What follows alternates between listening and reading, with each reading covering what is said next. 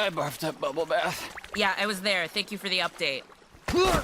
We can forget about the party because guess what? We're probably getting arrested instead. No way. I didn't put on underwear for nothing. Mariner, thank the gods whom I worship that you're alive. Shut up.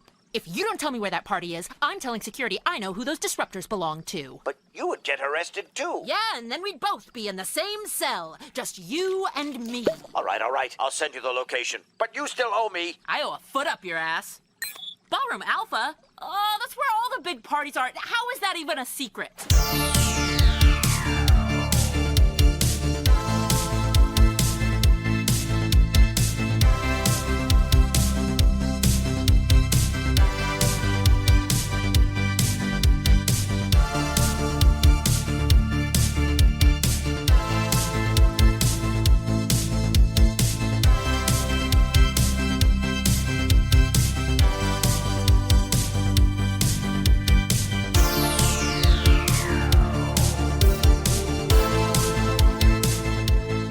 Welcome, everybody, to Deep Space Pride, a gay Star Trek podcast. My name is Mike. I am one of your hosts, and with me is Johnson, my co-host.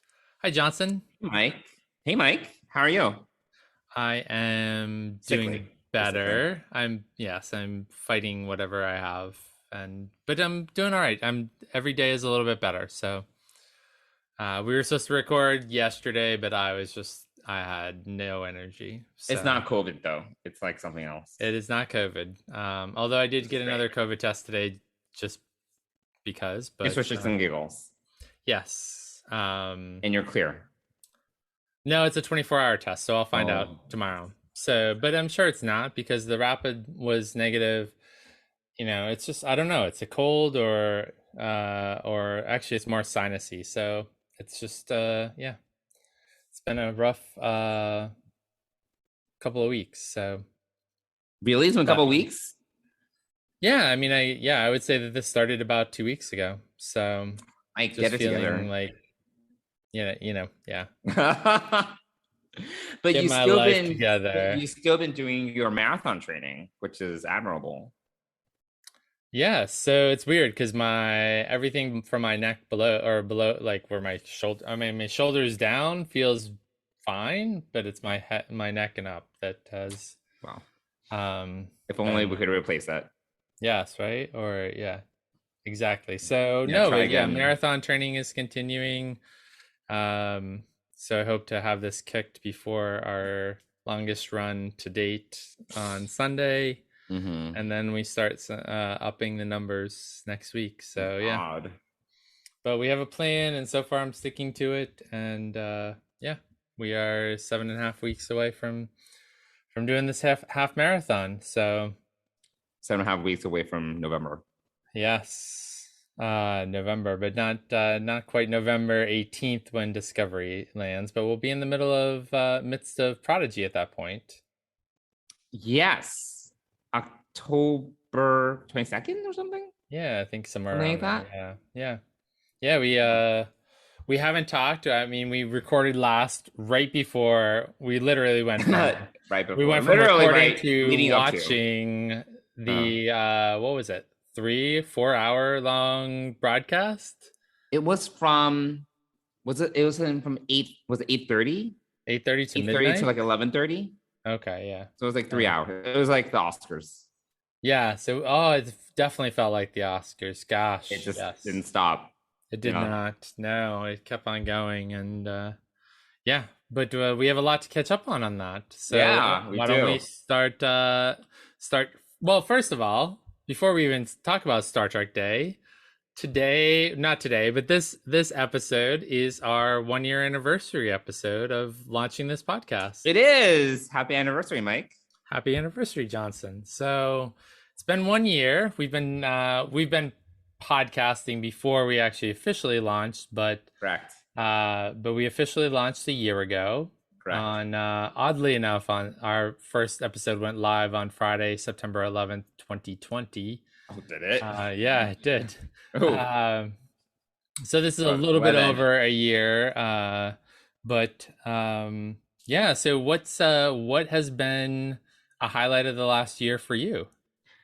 Yeah, I was trying to find one specific highlight, but Mike, honestly, it's all about spending all this quality time with you. Lols. It's true. It's true. I always look forward to us chatting about Star Trek. You are one of the few friends I have that really is like a knowledgeable. And I think I even said this when we in our first recording. I have some friends that are familiar with Star Trek. They've watched like a few episodes, maybe even a couple of seasons if you're lucky. But honestly, there aren't that many friends of mine that have actually gotten so deep into the mythology where we talk about Memory Alpha all the time. Like no one does that. Like at least like none of my friends do that. Like no one will know what Memory Alpha is other than you. So honestly, it's been a great experience doing this podcast with you. And I mentioned this to you before we started recording. As everyone knows, I complain about being in back-to-back meetings all the time. I'm constantly on Zoom meetings for work. This is one of the few Zoom meetings that doesn't feel draining to me. So, it's actually fun. So, yeah, that is really, I think, one of the overall highlights of the past year for me. I know what you're talking about, and I do have a separate highlight, but it was funny. I went to lunch with a friend on Sunday, and I mentioned the podcast, and he has watched Star Trek before, but when I said, oh yeah, this summer, because we hadn't seen each other in a couple of months, I said, yeah, I got to interview Doug Jones, and he was like, who's that? Right. And I was like, oh yeah, I forgot that, for the most part, my friends have a passing experience with Star Trek. Right. So it's definitely nice to talk with someone who has a passion for this as much as I do. So, but on top of that, I mean, there are definitely some great call out episodes that I enjoyed, like our coming out episode for Coming Out Day last year. We did First Contact Day. We did when we got a bunch of teasers, no big trailers, but just a bunch of teasers for that. And then, it actually meant a lot to me to do that solo recording for the Day of Remembrance for the Pulse nightclub. So, and just having a platform to be able to share that was great. And then also going to Las Vegas. I mean, even though it was fun. It was there were some things we wish had been better. It was still fun to go. It was still fun to go there. But I have to say that the top highlight from the past year was getting to talk to Doug Jones on my cell phone, looking out over Waikiki Beach, and unfortunately failing to be able to record it on our end. But thankfully, the wonderful people at the PR firm were able to record it. So my hope is that we'll eventually get to have a nice longer conversation with him at some point where we can see him and he can see us and we can do a really good job of interviewing him. But that was definitely the highlight because Doug Jones is, as advertised, one of the nicest guys in the world. And I do think it's endemic of the whole Star Trek Discovery cast, especially, that they are extremely fan friendly. They have been from the beginning. I just saw the news that they are going to do a panel for both Discovery and Prodigy at New York Comic-Con next month. Oh, cool. Wait, when is New York Comic-Con? It's over the Indigenous Peoples holiday weekend. So okay, that doesn't really help me. Formerly Columbus Day. So I also don't know when Columbus Day is. October 11th. Okay, there we go. So that took a lot of work.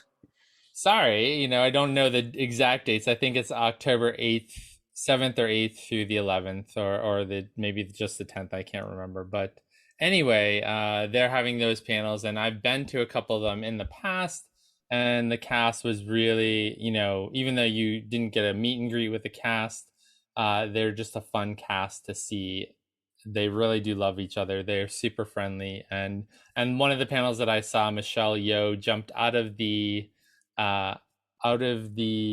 crowd and right, had yes, glasses on, and she was like incognito, and she said, "Are you gonna bring back Captain Georgiou?" And of course, as we found out that season, they did bring her back. So, but I'm excited. You know, talking to Doug Jones was awesome and exciting. Even though it was, you know, it was just a short 15-minute conversation, but that was a lot of fun to make happen even while on vacation. So yeah, so it's been a great year, and I'm looking forward. Hopefully we can book some more interviews in the coming year. Fingers crossed. Hopefully. And meet some people. Hopefully Chicago, the Mission Chicago Star Trek convention will be exciting for us. I'm excited for that. I'm excited. It's only 3 days. Well, and I'm excited, whatever. you know, I'm excited to, you know, I think Will Wheaton, Will Wheaton's going to be there. Anthony Rapp is going to be there. So we're going to go prepared to talk to these people this time around. So, and really try our best to get them on the show. But yeah, so I will bring my unbridled enthusiasm to Chicago. And hopefully we'll get some business cards or something, and feel a little bit more legitimate as podcasters, and say, this is our podcast, and hold up our business cards. And you people, you're all astronauts on some kind of Star Trek. This was a big Star Trek day. This was actually live in person in California. And where did we have it? What was the location? I feel I heard it, but I don't know. I don't even know. I did not recognize the venue though. No, it was somewhere in LA, and you know that we were texting back and forth as the show was going on, and we were like, they keep on doing these long delays, and you know, at the end it seemed like my impression was that Patrick Stewart was supposed to be there, and that something, either, you know, some traffic snafu or something happened, because they went on. Well, there was no Picard panel. It was Jerry Ryan coming up being like, "Sorry, Patrick can't be here. Here's a trailer." That was it. Yeah, that was it. And it seemed, yeah, so it's kind of awkward. Yeah, it was a bit awkward. And that's sort of how it wrapped up. Yeah, I mean, I think we're going to go through each of the shows and talk about our thoughts on each of the panels / trailers, but I know that we also kind of want to talk about just general thoughts. And one of my general thoughts was that it was way too long, especially when we were treated to, it was like 40 minutes with these tweens or something. I don't even know how old they are. Right. And I was just like, if I need to hear you read one more tweet, I will fucking murder you. Yeah. Like, I will stab you 2 in the face. Like, it was just like, it was too much. It was like, I appreciate the occasional sidebar, but it was just kind of annoying. They're not even like big Trek fans. Like, they kind of know like some of the shows. Like, one of them I think was a Lower Decks fan, but it was kind of like, it was like one point they were showing the Strange New Worlds trailer, and then one of them was like, "Oh yeah, that character looks." I don't remember who it was. I was like, "Oh my god, not prepared." Yeah, they I would say they weren't. They were talking about like Nurse Chapel, but they couldn't think of the name. It was like embarrassing. I was just like, "All right, get them off the stage." Like, it was a little. It was like, and you know, you and I were going back and forth, and the thing is, there's this live YouTube chat. And everyone is like, they are literally just buying time for something. It's just like they're burning time. Yeah. And according to pictures posted during the event from backstage, I mean, Jerry Ryan was there the whole time. So it just seemed like, from my perspective, I think they were drawing it out, thinking that maybe Patrick was going to make it or could, and eventually they were like, well, we got to end this. And I mean, that 40 minutes was, you know, they reshowed the trailers that they had already shown. That's right, they reshowed the trailers. I was like, why are we watching this again? Right. So it was just, it was there were definitely some things, you know, I would have much rather had like Will and Mika on stage doing just one-on-one interviews with some of the casts who were there, like doing a little bit more like one-on-one, or talking with, you know, they had these breaks, you know, Sirach Lofton did a little thing on DS9, That was recorded though, I think, or he. It was very. You know, he was on stage. It was just very scripted. It just felt like he was reading off a teleprompter or something. Oh no, Anthony Montgomery was on stage. Oh, I thought Sirach was also on stage. No, Sirach was on video. He was. Yeah, so I don't know if he was, I need beamed to rewatch the whole thing. I don't remember. I mean, I was cooking dinner at that time, or I was eating, and so I wasn't. I was probably actually talking to Dennis while this was all going on. So right, well. I missed the DS9 part of it, but I will say, backing up even to the beginning, I thought Jeff Russo did a great job. It was great to hear all those themes. Yes, I like the medley at the beginning. That was great. That was good. I mean, the playing of each of the intros was fine. I mean, that was like whatever. So I really did like that they played Captain Archer's theme versus Faith of the Heart, which is generally panned as a theme song for. It would have been interesting for them to weave it in somehow, but I understand. I mean, Jeff Russo is a great composer, so he could have done that, but they did not. I do really like because the Captain Archer's theme is actually what they ended every episode with, is what they played over the end credits. So it's it's essentially the theme of Enterprise anyway. But yeah. So that Anthony Montgomery did a great job, but again, all these little vignettes were really like written by someone, and people it was just very dry, and I was like, I wish it was a little bit less stiff. Yeah, I mean, I think it would have been. Sometimes it just felt very like literally like you are reading off a teleprompter.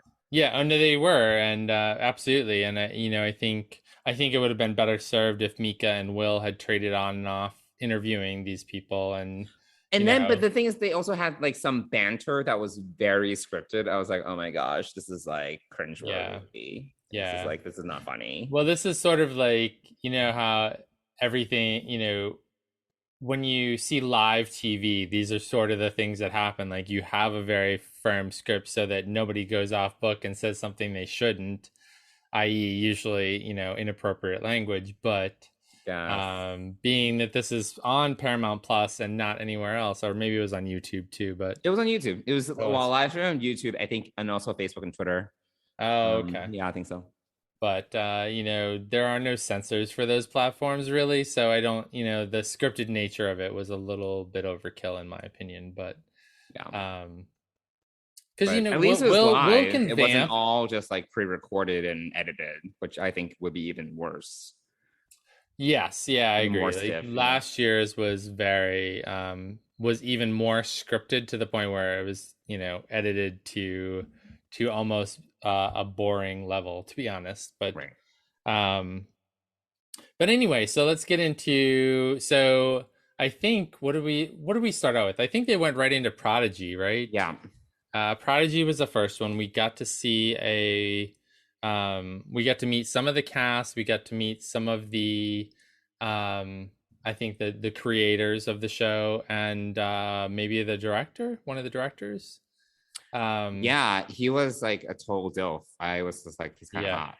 Yeah, the internet agreed with you. He was very very dilfy, in fact. I was like, but whatever. Yes. So Prodigy, we got to see the full trailer, thanks to Kate Mulgrew beaming in on video as well, introducing it.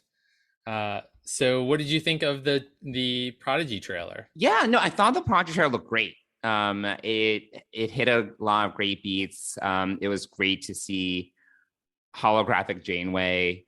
It was great to see some of the action and the character interactions. I actually am looking forward to Prodigy. The more I see Prodigy, the more I'm looking forward to it.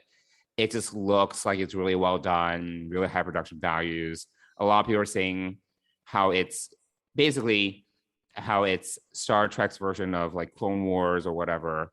Yes. And I think that, I would hope that they are able to garner the younger audience, which is the whole point here. But I feel there's enough there for us older fans to also enjoy. I mean, I'm liking all the trailers and first looks, so I'm definitely going to watch it, Yeah, I think I don't necessarily think it's Clone Wars-esque, because Clone Wars was really serious. I would say that this is more Star Wars Rebels. Okay, I've never seen Rebels. You know, okay. Rebels is a little bit more kid friendly. Okay. It's you know, my Clone opinion. I love Clone was kind of kid friendly. You don't think so? Clone Wars. I thought was much more serious. Okay. Yeah, I think Rebels did get more serious as time went on, but it was always from Ezra Bridger's perspective, and so it kind of brought the kids into it, whereas Clone Wars was always about Anakin and Obi-Wan and the clones. So, but you know, the analogy is true. They are hoping that this is sort of the big one that brings in the next generation of viewers. But I would agree. Like the animation is beautiful, really great. Yeah, really beautiful. I do love the theme. I obviously Michael Giacchino. I say Giacono. I don't know. Yes. Yes. I couldn't remember the pronunciation. But his score is excellent. I'm excited about that. I'm excited to see the because it looks like, again, I'm wondering if they're gonna do what they did with Discovery, which is they released the opening theme for Discovery without all of the words on it, and I'm wondering if this is how it's going to be final, or if it's going to be. Oh, you mean the opening sequence? Yeah, the opening sequence. Whether they're going to have the names of the people who are playing them. But anyway, but the trailer was excellent, definitely intriguing, and I think that. Did you see there was like a quick flash of a Kazon? I was like, great, my favorite species. I hate Kazon. I hate the Kazon. I hate Kazon. Don't even get me started. Yeah. But we're definitely in the Delta Quadrant. Oh, that's true. Yeah, that's true. So, Yeah. You know, it wouldn't be, you know, out of place, I guess. And the Protostar looks great.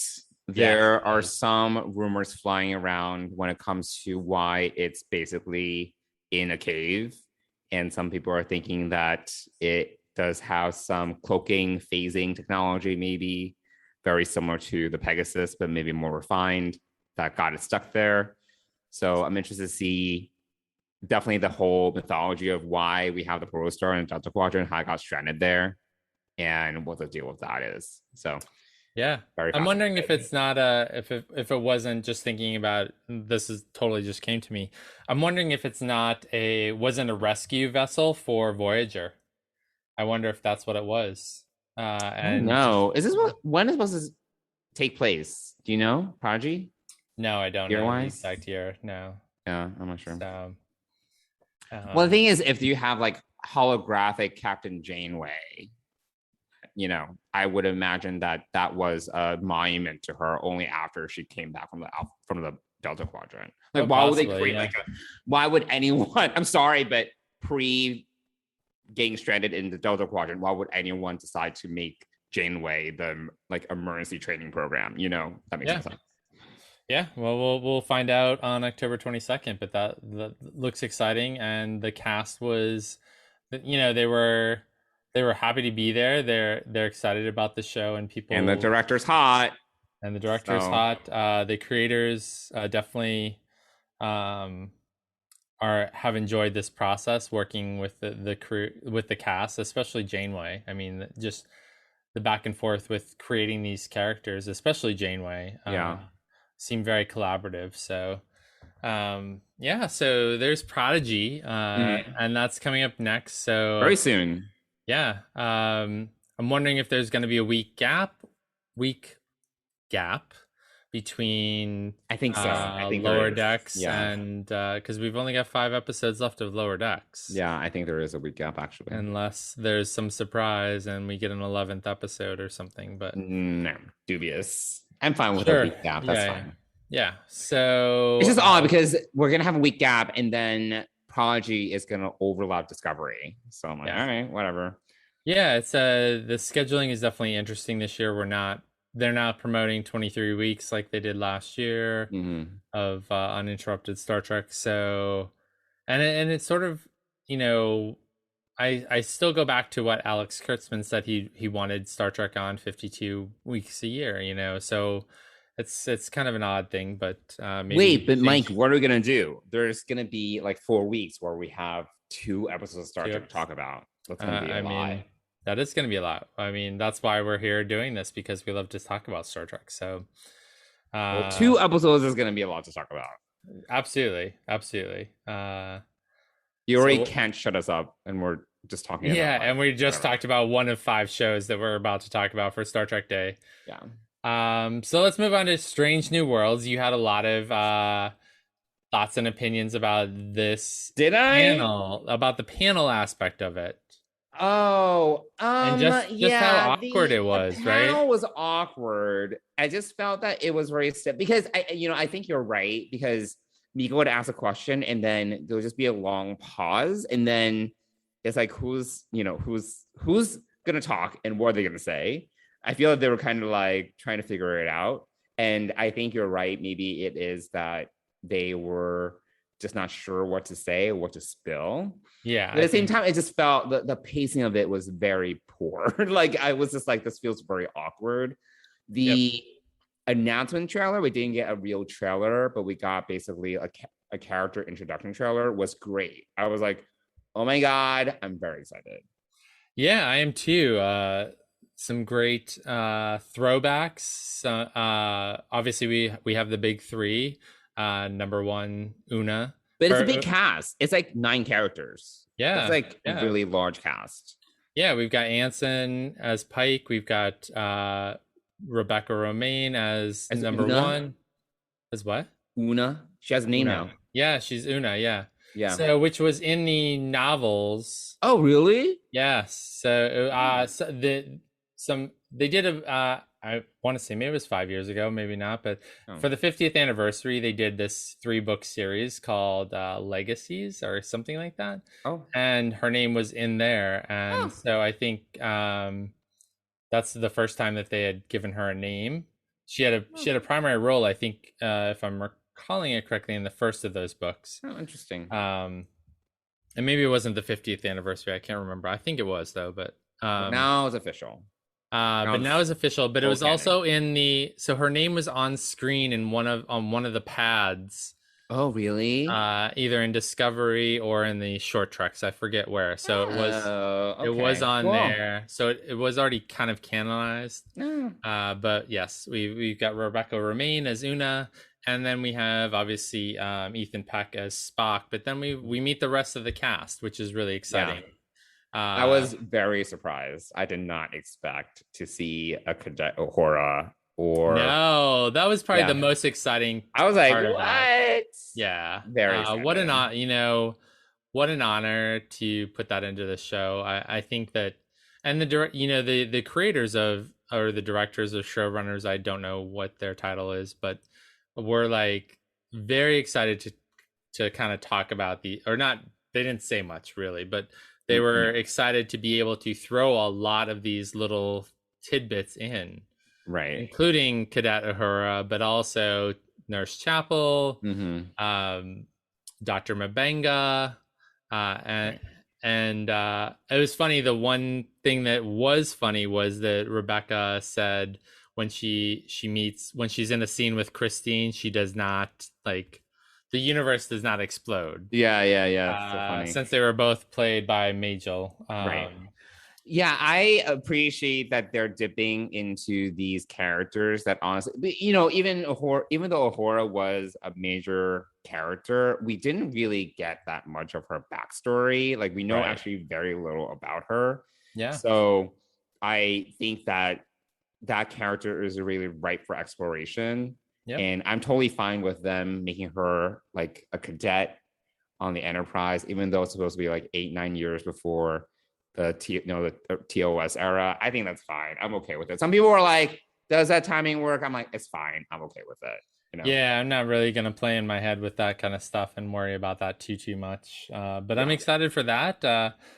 Seeing Dr. Mabenga and Christine Chapel is great. You got some looks at the new uniforms. Which definitely look kind of like more relaxed. Yeah, look a little bit looser.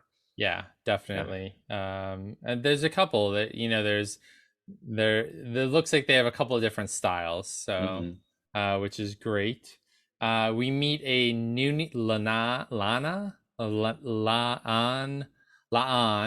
Noonien Singh. Yes. Which will be very interesting. Yes. That is, and this is, I'm going to say this, that was a mind fuck.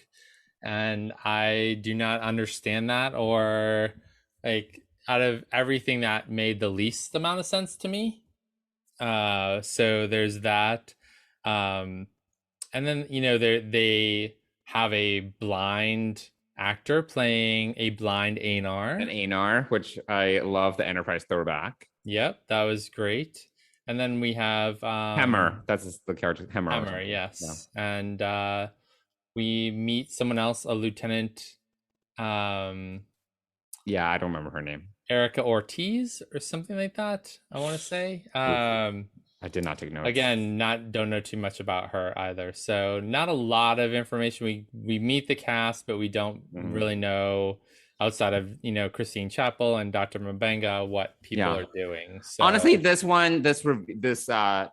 character reveal was probably my favorite. Like, out of all the trailers or first looks or whatever we got, this gave me the most excitement because it looked great. I mean, even though it wasn't a full trailer, the characters look great.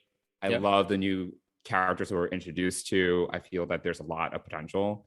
Yeah. And I'm very excited for Strange New Worlds. It's not going to premiere, though, until some random date in 2022. So they still aren't giving us something more solid. Yeah, it's pretty far away. So for that's a long time to be excited and wait. I mean, we don't even have a trailer. So they must be...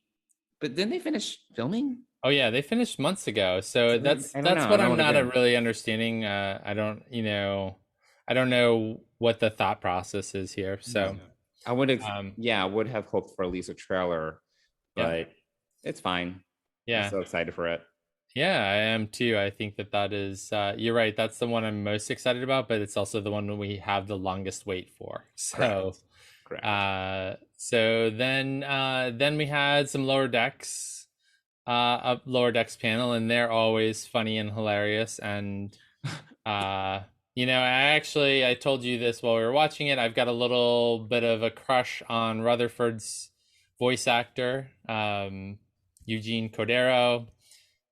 Why is that? I think it's fine. I don't know. He's just he actually, his voice, he just embodies Rutherford's so well, and it's just, I don't know, it was great. He's also really enthusiastic and just has a great energy. So obviously Jerry O'Connell rolled onto the stage. That was funny. Yes. And then I kind of felt bad because Mika didn't really have many questions prepared for him, because obviously it was kind of last minute. He wasn't totally part of the panel. Yeah. So I was like, oh, he's kind of there, but they're not really asking him questions.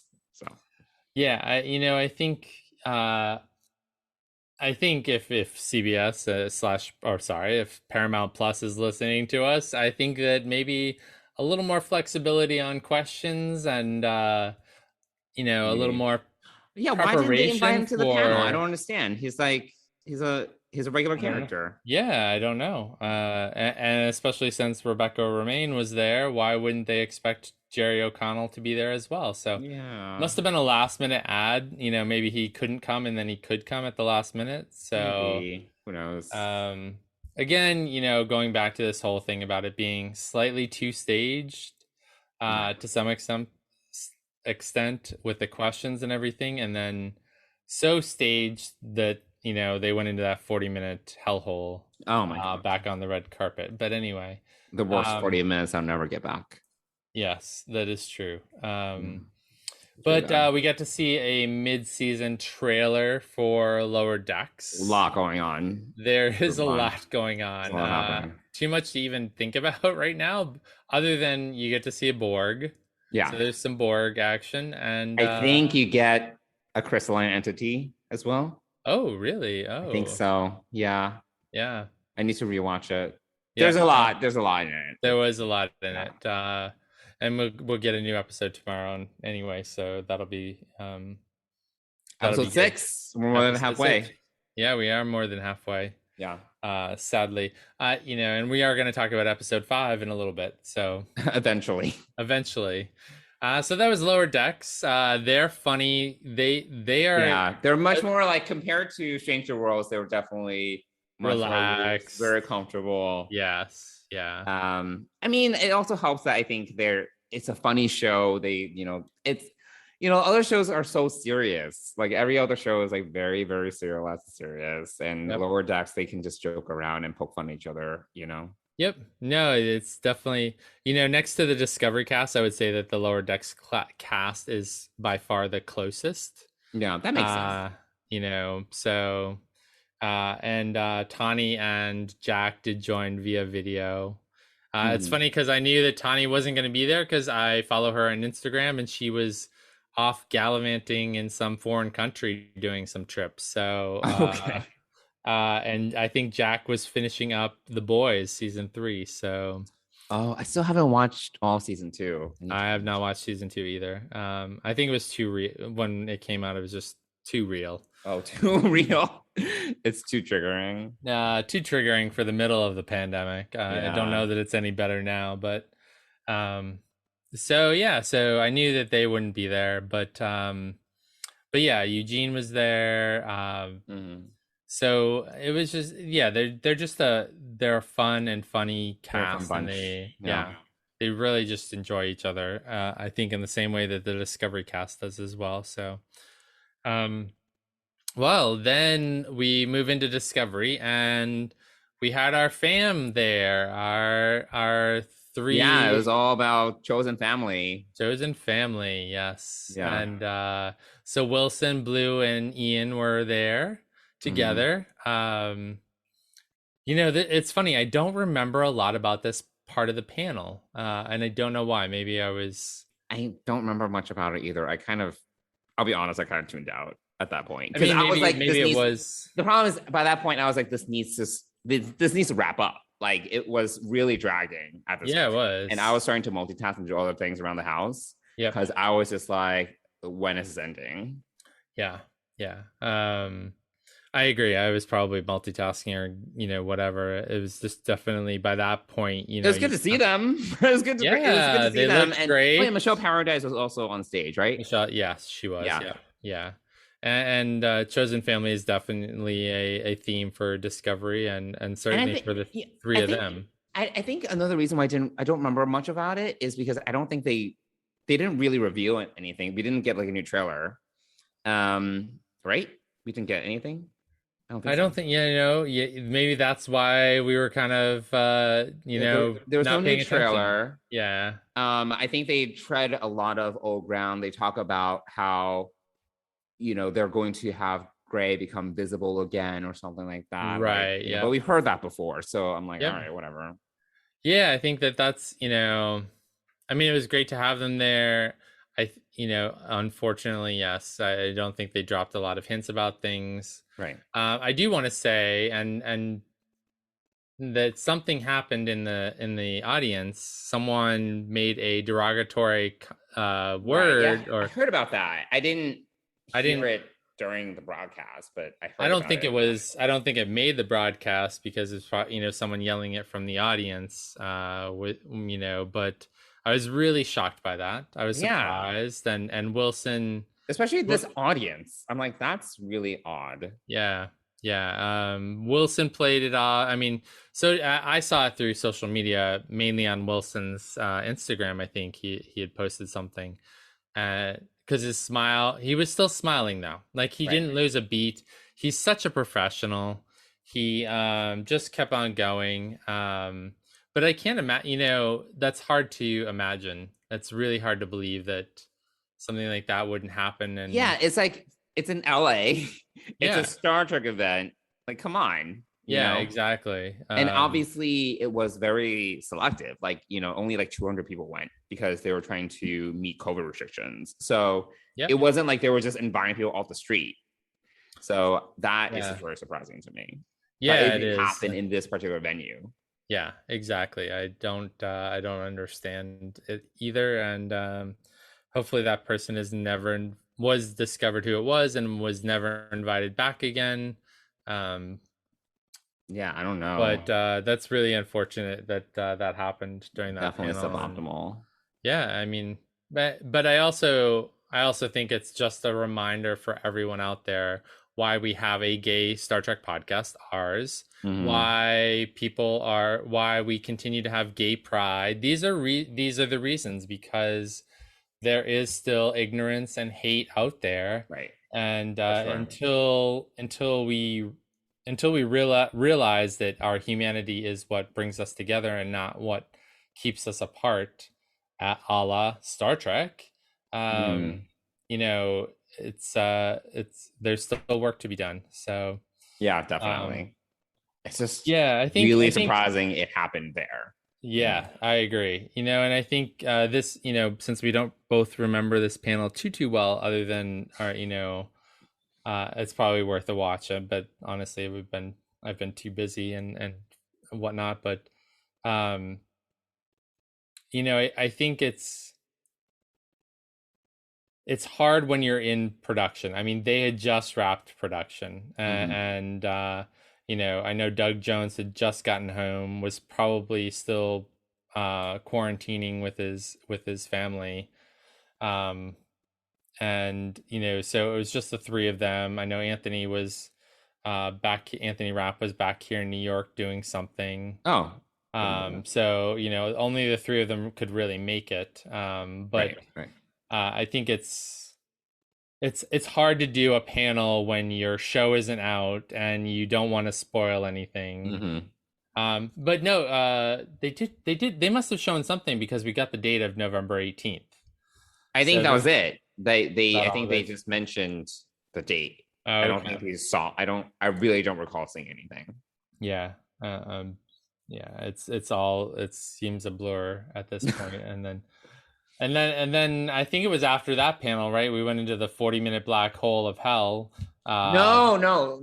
After this panel was the Roddenberry panel. Oh, right, with Space Mom and Space Son, which is always nice to see. Yeah, no, the 40-minute red carpet thing. That I think that was before like Lower Decks or something. It was like kind of in the middle. Oh, I feel like it was more towards the end, but again. Well, who cares? Yeah, exactly. So there was the Roddenberry panel on the 100th anniversary of Gene Roddenberry's birth, right? Which was nice, but at this point, I was really, really over the whole event. So I was like, oh my God, why are they like dragging this out? And why have we not seen Picard yet? Like, this is really when I just wanted it to be over. Yep. No, we were all waiting for Picard, and then because by this time it was like 11 something East Coast. Like, I was just like, my God. Yep. Yeah, and then at the, you know, see, I feel like what happened, I think we had that, then we had the 40-minute carpet thing, and then they came back with Jerry Ryan. I'm like 90% positive that the red carpet happened sooner, because by the end of the Roddenberry panel, Will Wheaton was like, oh, we're running out of time. I was like, okay. And then they rushed Jerry Ryan on. Okay. All right. Well, whatever. We can rewatch the whole thing and we can. Gosh, no. I didn't. Yeah. We did not. We did not. Anyway, that part was painful. We came to the end of the show, and it was just inviting Jerry Ryan, the only member of Picard, to be there. And like, she literally came on stage for like 2 minutes. Yeah, not even, and introduced the trailer that we got for season 2 of Picard. I just watched it again right before we started recording, and you know what, why don't you go first? Why don't you tell me what your thoughts were on this trailer?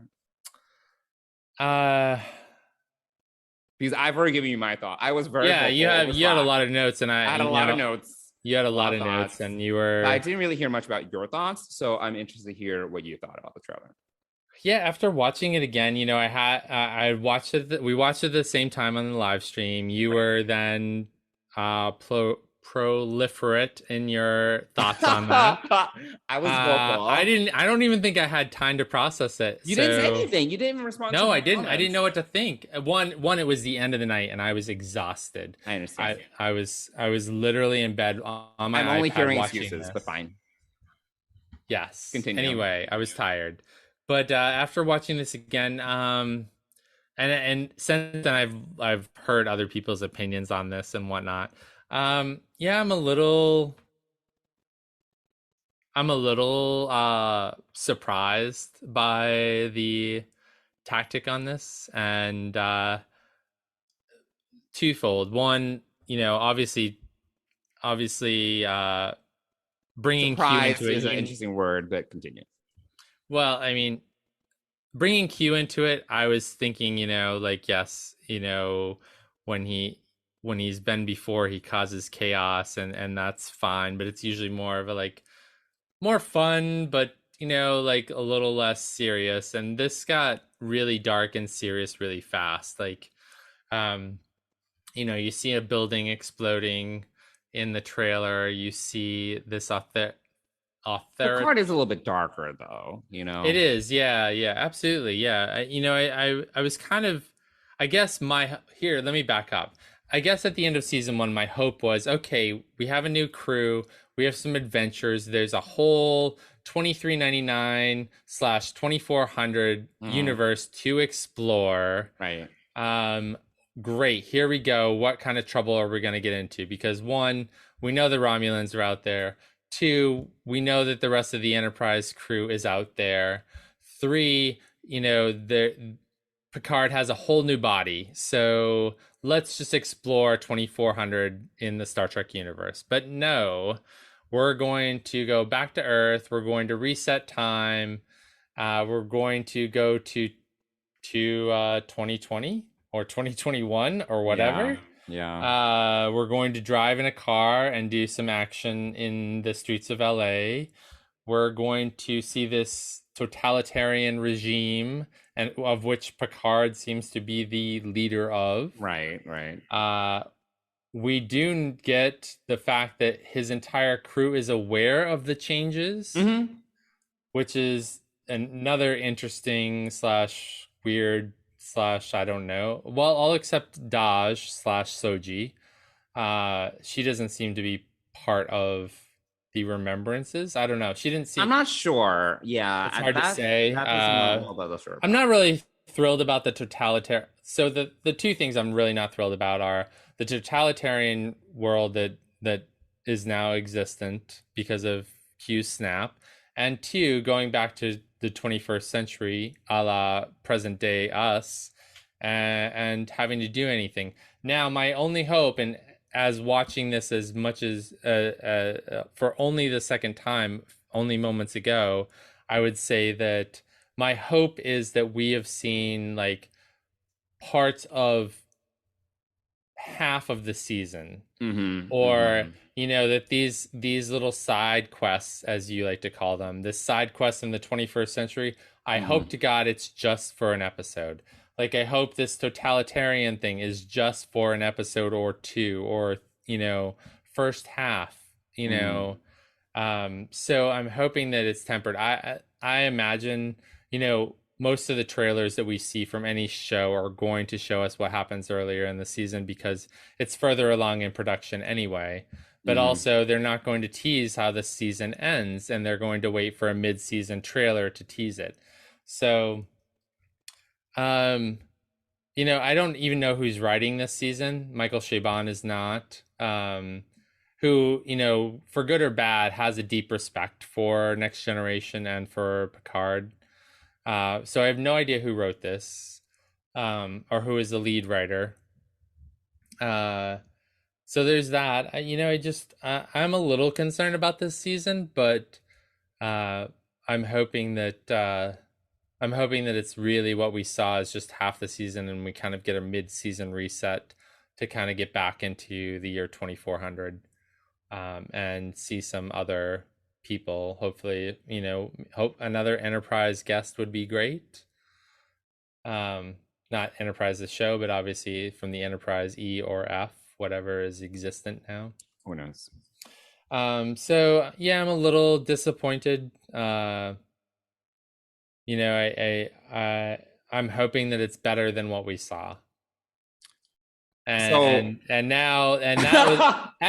for our listeners, now that was a positive aspect of the review. Now you get to hear Johnson's rant on every negative thing about this, which after watching this is rightfully, I think is justified. But The stage is yours.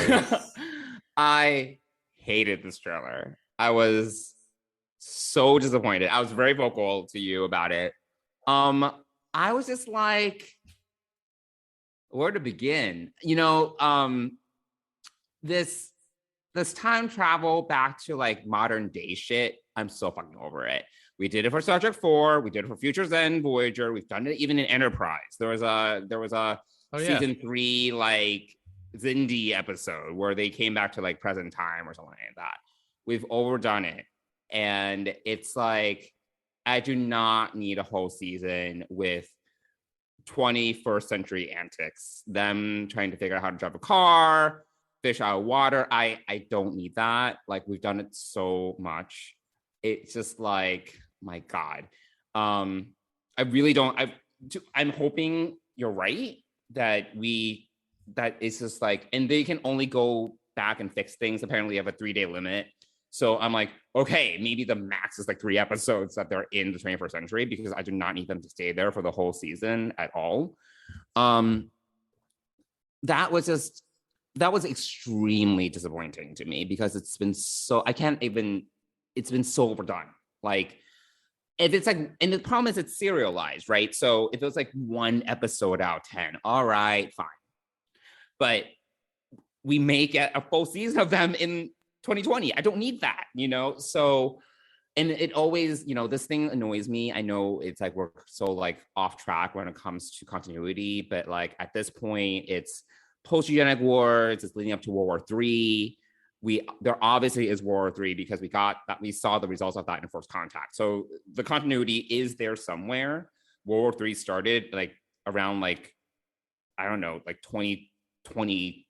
2020, I don't know, 2030 or something like that.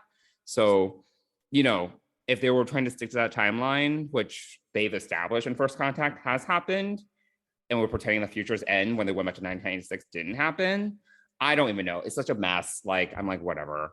You also had thoughts on the method of time travel. I'm definitely not done. I know. The Borg Queen. I cannot. Okay, so the thing is, Annie Wersching, who is going to be the Borg Queen, is actually a great actress. She was in like 1 episode of 24. I loved her. I thought she was great. And she's been on a few other things.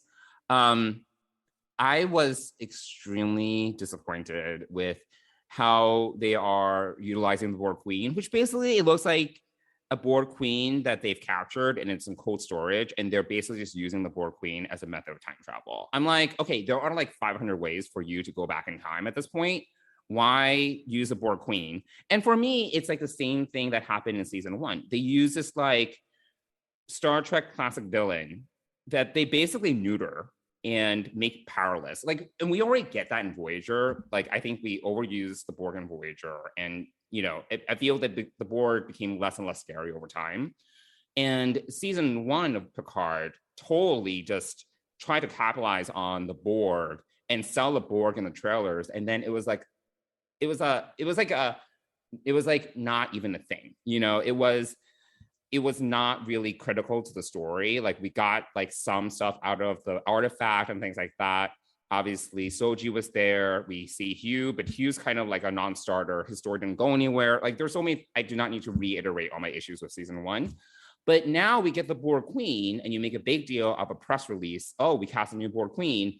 And she's basically there to essentially operate as a time travel machine, at least based on what we saw in the trailer. And I'm like, okay, great. Another way to make a classic villain feel less powerful and basically shit on the mythology that we've created with the Borg over the last like 25 years. So I was just like, I had serious issues with that. And I'm just like, really? Do we really need to bust out the Borg Queen just for this purpose? I'm hoping that there's more to the Borg Queen, and it's not just like, let's use her for time travel. But that was extremely, extremely disappointing. You're like on mute because I'm just like going off, but it's fine. And then finally, no, I'm agreeing with you, and I've heard all of this from you before, but it is, after watching it a second time, I too am disappointed in some of the lack of creativity around some of this, and like I said, I still think well, we'll talk about it in a minute. I'm hoping that there's more to the season. I'm hoping we see more of Q's grand plan. Maybe there's more to just him like shitting on history and making things hard for Picard. That's what they keep on saying. They keep on saying like, oh, Q is different now. He does, he's like, he's always there to kind of like teach a bigger lesson, or like, because Q was like never like super nefarious. It's not like a villain in the classic sense where he's there to like make everyone stay feel terrible. Like he's always there. There's always some sort of redeeming quality to Q that I really like. Whenever he kind of shows up, there's always I almost feel there's always something. So I'm sure there's like something here that will be redemptive in what Q is doing, and hope it's interesting and original. And not I'm hoping that it's not putting Picard back into his original body. I hope not. That'd be dumb. But that's also, I've seen that out on the internet as well. Maybe the end game of this is to give Picard his body back, and I'm like, I don't think that isn't necessary. We don't need to. Was it even necessary to put him in a golem in the first place? I question that choice, but whatever. And then, yeah, to your point, the whole totalitarian fascist alt timeline, which is very like just man in the high castle. I'm like, oh my God, another thing that's like so overdone.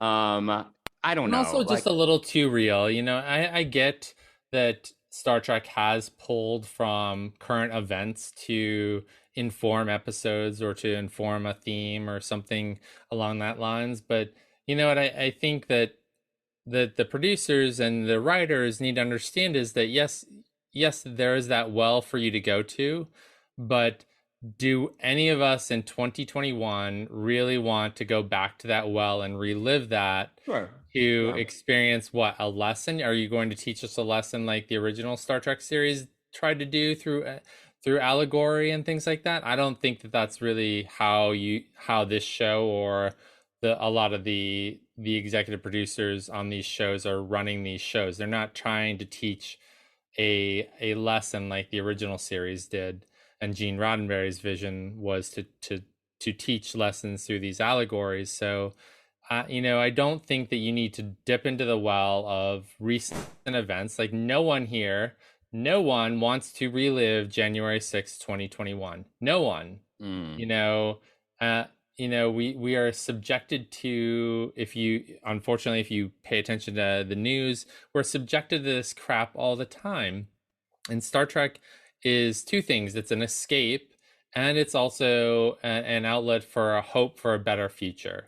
And to see them dip back into the well of, well, here's a dark future that the characters need to fix. I'm like, no, like I really feel like that's again, this is a huge missed opportunity. You have an opportunity to turn this whole thing around and say, let's explore 2400, where the world and the universe is a mess, but how can we clean it up? How can we help clean it up? What can we do?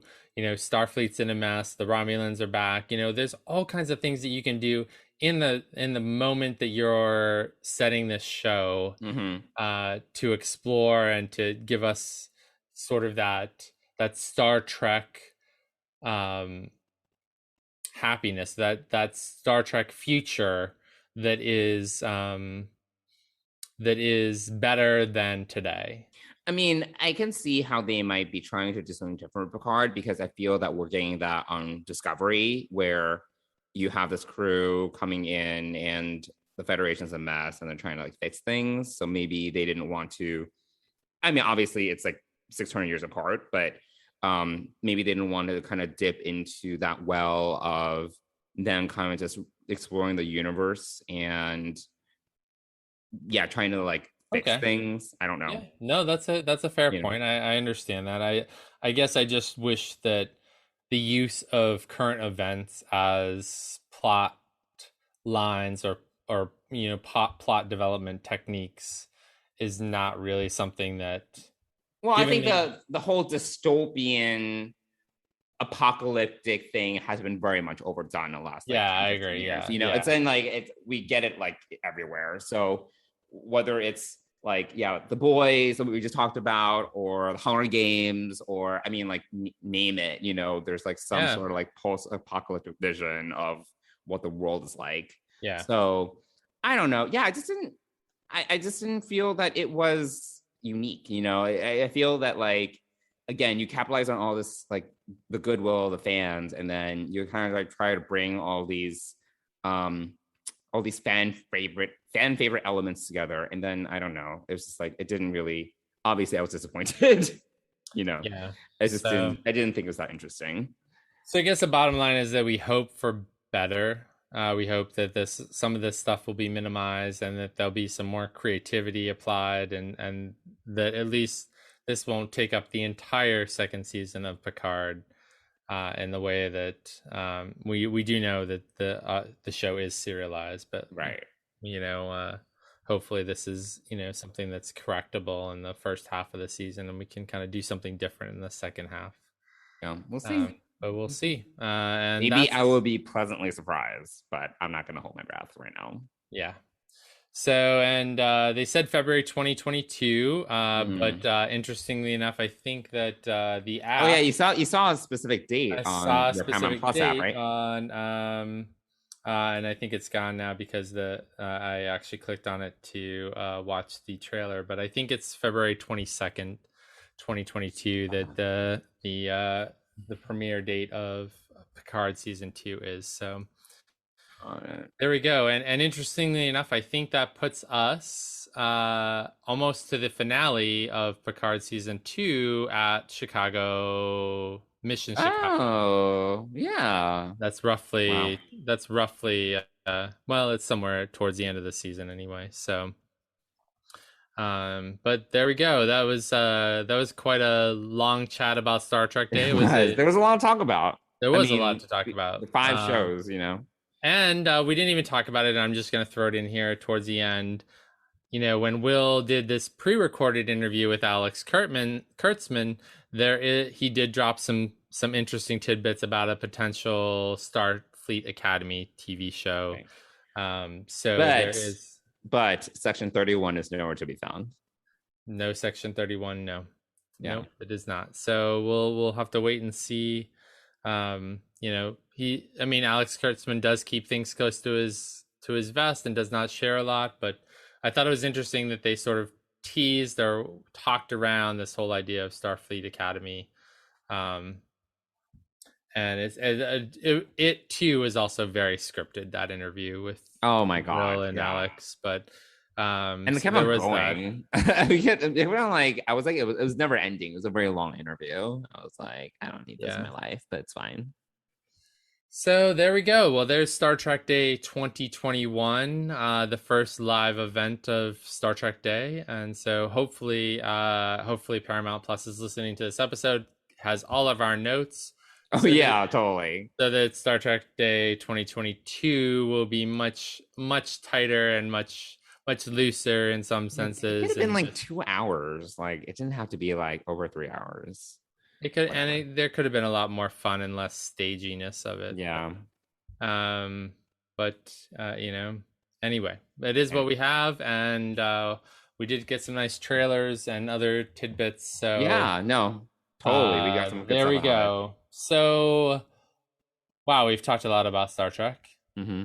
And there's more. There's more to talk about. Yes. So let's get into we're going to talk about season 2, episode 5 of Lower Decks. Embarrassment of Dooplers. This worked out pretty well. Everyone I actually like to socialize with is here. Yeah, turns out this is the best party in the quadrant, right? Number 1? Right. Hey! No, too late. You're my number 1 now. It doesn't work like that. Yes, it does. I watched it happen. No, Captain, don't do that. I want to redo. No, you're my sidekick from now on. I am not. Boimler's my number 1. Now he has to grow a beard. Great. So, yeah, Mike, what did you think about this episode? I actually also just rewatched this as well because I think. Oh my god! I only watched this once. I like to have things fresh when I like to talk about them. I have to say, I mean, first of all, this for me was probably the best episode of this season so far. Oh, really? Interesting. Okay. Yeah, and it really comes down to the Boimler-Mariner dynamic. Okay. I think that is the heart of this show. Although Tendi and Rutherford are also a main part of this, but and certainly important in the whole scheme of things. But when it comes right down to it, it's Mariner and Boimler, and I think that the whole them etching their names into the bar, just like Kirk and Spock, apparently, was a nice touch. But I think that was the better part of this episode. Obviously, everyone is talking about Richard Kind's Doopler voice, which is very recognizable, very appropriate, was very well done. So a couple of things I noticed about this episode. One, there was no cold open. Oh yeah, that's right. It went straight into the opening. Went straight into the opening credits. So very next. Well, I mean, it always has a next gen feel to it, but it got right into like the ship shot and the title of the show. I felt like I was watching a next gen episode there. What? Next gen? We always have a teaser. No, I know. Yeah. Well, but that opening shot of the ship and the name of the episode just struck me. I don't know why. I think it struck me because it was the first part of the episode. It wasn't like we didn't have the cold open. So anyway, got it. I just really enjoyed the Boimler-Mariner aspect of this episode. And I think we finally reached the reset point with everyone, right? Yeah, more or less. We've sort of gotten over Boimler and Mariner got over their thing, and they yelled at each other and worked it out, and now we're back there, and then then Tendi and Rutherford worked out the whole fact that he's been missing a year and how hard that is to happen. Sure, which is understandable. So. And also building this model of the Cerritos. Super excited about the Deep Space Nine model at the end, though. That was awesome. Nice little. I was like, I'll build a DS9 model. Yeah. Cool. So, I mean, those are some of my early thoughts. What did you think about this episode overall? Yeah, no, I think I agree with you. I liked that they kind of fleshed out the conflict that has kind of been simmering at the bottom of, or rather the backdrop of the story between Mariner and Boimler. And I'm actually kind of surprised that it took this long to address it, because I feel we've had a few opportunities to do that, but they waited until like episode 5 to address it. And I'm kind of glad we kind of just got it out of the way, because obviously in episode 1, episode 2, we saw that Mariner was kind of spiteful with how Boimler resigned and went to the Titans. So I'm glad we finally got that in terms of the reconciliation between them. And I do think that at this point, we get it in terms of Mariner's issues. I feel this is the third time that we've specifically talked about Mariner's kind of like fear of abandonment issues. Like it's like I get it, I understand. Like, it's literally the third time. Like it's literally the third time we've had this conversation this season in the last, I think, 3 episodes. So like between the conversation between her and Tendi, the conversation between her, Rutherford, and Boimler in the last episode, and then this episode, I'm like, okay, I understand. We've gone back to that well. So hopefully we can move on. And then as for Tendi and Rutherford, I'm also surprised that, like I do think that we got a little bit of this in episode 1 when Tendi was kind of freaking out that Rutherford was liking pears or whatever, and he was kind of like, he was gaining his memories back, or kind of, reintegrating back into his social circle. And I feel that has been a non-issue up until now. Like, I feel like we touched on it in episode 1, and then it was kind of like, whatever. And now we revisit it. And I thought that was effective. I felt that it took a while for us to have this conversation. Whereas I feel that we could have explored it more early in the season, and it could have had more implications, because I don't really think that at the end of the day, it was that much of a handicap for Rutherford to have basically lost a year of his memory. Like yes, there were a few things that were inconvenient. He started to date the troll that he didn't like, apparently, like, things like that were whatever silly, but I just didn't really think that they could have explored that as much as they should have, particularly when they made a big deal out of it in the finale, so but I'm glad we kind of explored that a little bit. We kind of fleshed it out, and hopefully we can now move on, in both of those relationships. Yeah, I agree. Yeah, I think it has played out, hopefully. And the other thing too, I just thought of this, but Mike McMahon had already started writing this season well before all of season 1 had aired. So some of the feedback and maybe didn't make it his way into this season as much as could have. And also I think that because he is such a prolific writer, and probably the whole crew that's creating this show is a little bit more able to produce this quicker than any of the other shows. I think that maybe this season was a little bit rushed in coming to production and to being aired. Yeah, I think I still love season 1, and to say that we're halfway through the season and this is my favorite episode of the season so far says a lot. I really like the Paris episode. I thought that was really funny.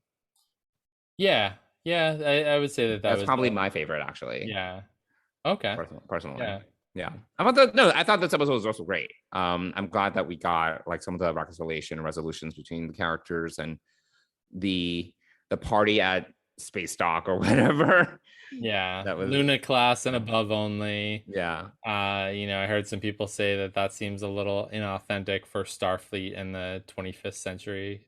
A bit elitist, but we got to see Captain Shelby. Yeah, and her first officer is. Thank you, Aaron Harvey, for the information. I don't remember. Her first officer is the drawing of the original Saru. Interesting. So how they first envisioned Saru before Discovery. So that was kind of interesting. And also one other piece that I think Dayton Ward or David Mack said, the space station is a Vanguard class space station, which is part of the book series. Oh, interesting. So yeah. So there was that. Nerds. Yeah, exactly. Oh my god. Still great. Still great. Oh yeah. The other thing, the car chase scene, well, I thought was way over the top and perhaps a little bit long. But the first part of it that I really enjoyed was them driving through the casino, which was obviously a Quark's takeaway, or maybe even it was Quark's. I don't even know. It was Quark's. Then it went to the barbershop, so we saw Mott's barbering everyone, and then we saw a fine men's clothing store a la Garrick. Yeah. A lot of nice little things there. We saw what people are saying is Alex Kurtzman in a in a Captain Pike wheelchair. I know it's the Captain Pike wheelchair, but that was supposed to be Alex Kurtzman. No, I don't know if it was or was not, but there's some of that. We saw Gorn. We saw Gorn. I don't know if Gorn is the name of of the character or the species or both. I can't remember, but no, Morn, not Gorn. Sorry, Morn. I was Morn in the crowd running out of the way. And also the fish people were from TNG's. Yeah, the Roxana episode. I don't remember the name of it. So all these nice little touches, but I did think that and then the birds, that's from birds, the animated series, which I've never seen, so I don't. I knew awesome. It must have been some sort of reference. I just didn't get it. Yeah, and definitely some discussion about which of the 2 bird species that were in the animated series it was. Oh my god, I can't. Yeah. So I and the data bubble baths. The data bubble baths. I mean, really. It was just and also it's Becky Mariner, and one of my favorite lines out of this whole thing was Boimler saying, "Of course you did," when she says, "Yeah, I used to live here." Yeah, she's been like stationed on every station, every ship, essentially. Yes. She's had like 9 postings, and how old is she supposed to be? Whatever. Yeah, we don't know, but she's still an ensign, and well, black don't crack, so who knows? Who knows how old? There we go. I thought it was a fun episode. I'm happy that they've reconciled. I'm the Doopler part of it was kind of over the top, and it was silly, but I liked it. It was silly. Yeah, it was silly. I like the first scene where he drops the fork and everyone's like, uh-oh. And then Ransom throws his fork to save the day. So yeah, it was, I think I'm more excited.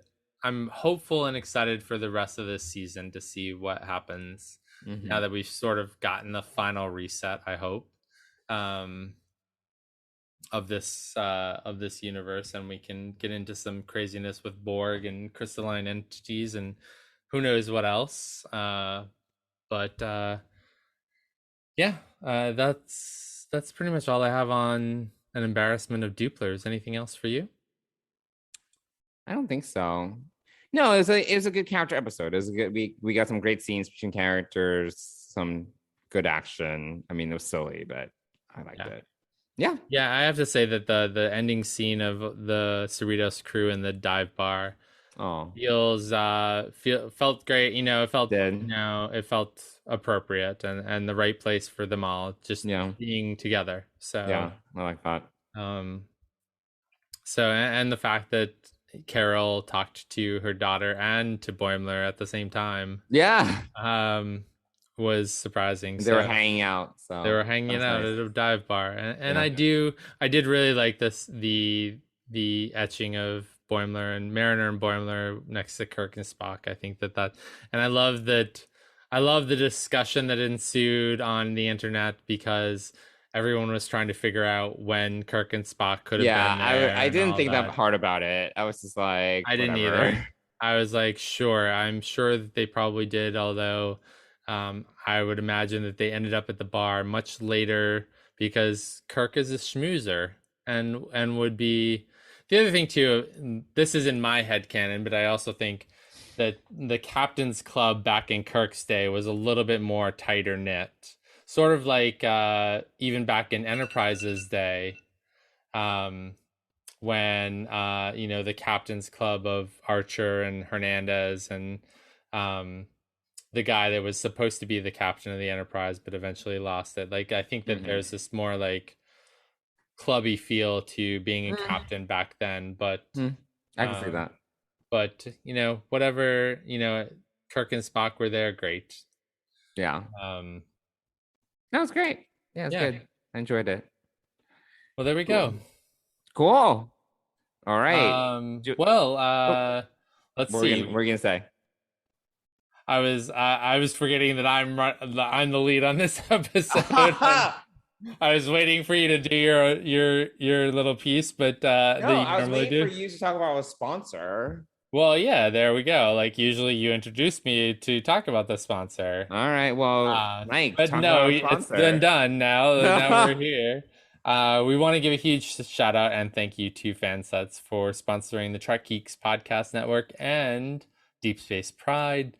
I know that a lot of people have been waiting for their Discovery Season 3 communicator badges, and Lou and the team posted today that they are getting those out. The last of the shipments are going out possibly one of the most popular pins that they have ever sold. I don't know, but oh, really? Good for them. Apparently a lot of people were waiting for those. So, but they have a lot of great pins coming out this fall, including and announced, and I think I mentioned it last week.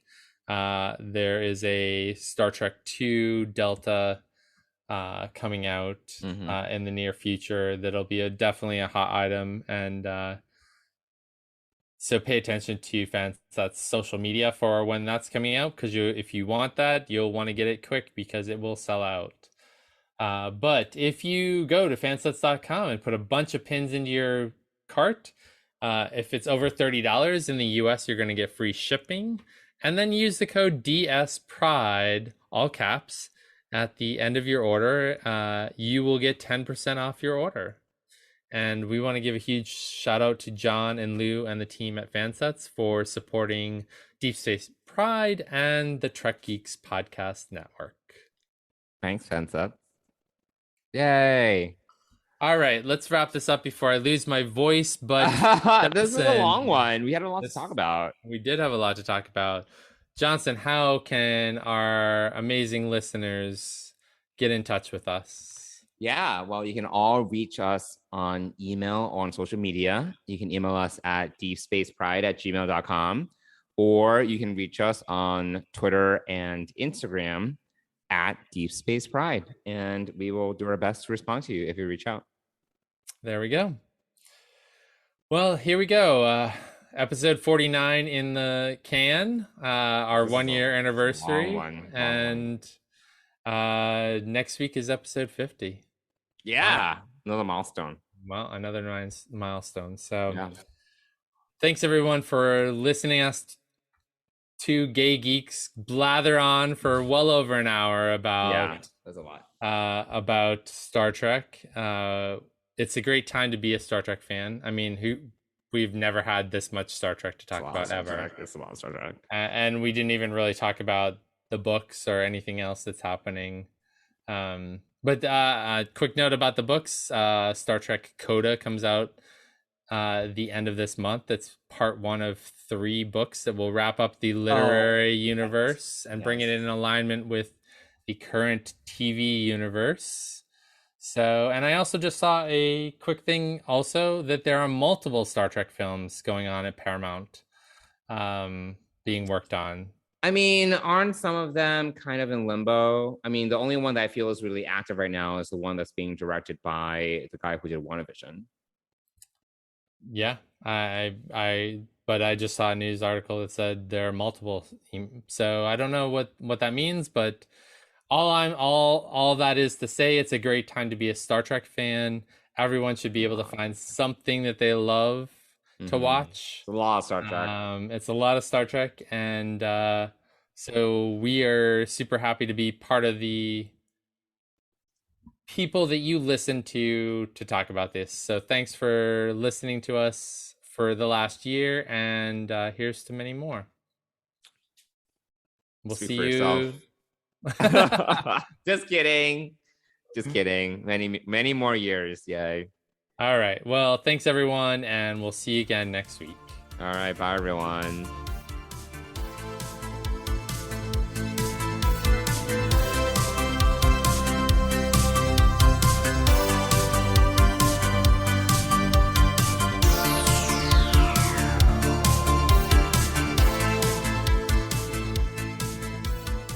Deep Space Pride is a production of Coconut Media Works. Executive producers Bill Smith and Dan Davidson. For more great Star Trek discussion, discover the other shows of the Trek Geeks Podcast Network at trekgeeks.com, or find us in Apple Podcasts, Spotify, or your favorite podcast app.